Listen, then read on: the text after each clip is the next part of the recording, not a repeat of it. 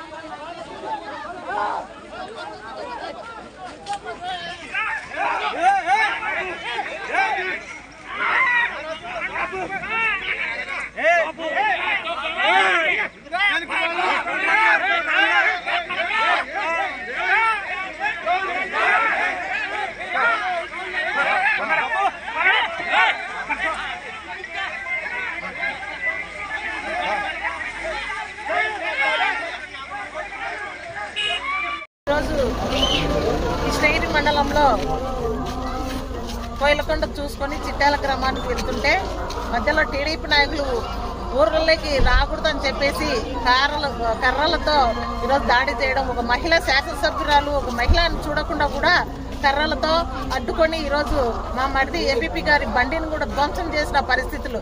ఈరోజు కేఈ వాళ్ళ బంధువులంట కనీసం ఇప్పుడున్న ప్రజెంట్ ఎమ్మెల్యే శ్యాంబాబు గారికి సొంతము తమ్ముళ్ళు అన్నగారు అవుతారంట.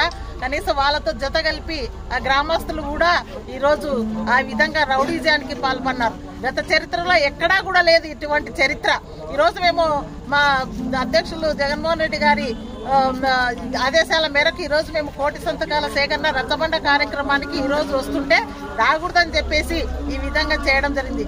గతంలో ఎప్పుడూ కూడా ఇలాంటివి జరగలేదు.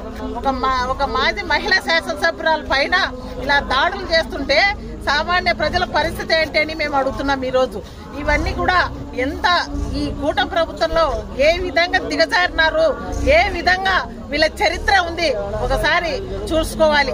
ఈరోజు ఈ విధంగా చేస్తే రేపొద్దున కనీసం మీ బంధువులే మీ చుట్టాలే కనీసం కేఈ అని పేరు పెట్టుకొని ఈ విధంగా జీపులు పాల్గొట్టడము, ఒక మహిళ శాసనసభ్యురాలు అనుకోకుండా మాజీ శాసనసభ్యురాలు అనుకోకుండా నా జీప్ పైన కూడా కర్రలు విసిరేయడము, దిగు చూస్తామని చెప్పి అసభ్యరకంగా మాట్లాడిన పరిస్థితిలో ఈరోజు ఈ కృష్ణగిరి మండలం చిట్యాల గ్రామంలో గతంలో ఎప్పుడు లేదు. ఈరోజు చూస్తున్నాం. ఇలాంటివి ఉంటే కనీసం మహిళలు బయటకు రావాలనే కూడా ఈ కుటుంబ ప్రభుత్వంలో చాలా భయపడే పరిస్థితులు కనపడుతున్నాయి. ఈరోజు చాలా దారుణమైన సమస్య. కానీ ఇలాంటి దుర్మార్గులకు దయచేసి చెప్తున్నాను, పోలీస్ అధికారులకు కూడా వీళ్ళపైన చాలా కఠినమైన చర్యలు తీసుకోవాలని చెప్పేసి పోలీస్ అధికారులకు కూడా నేను తెలియజేస్తున్నాను.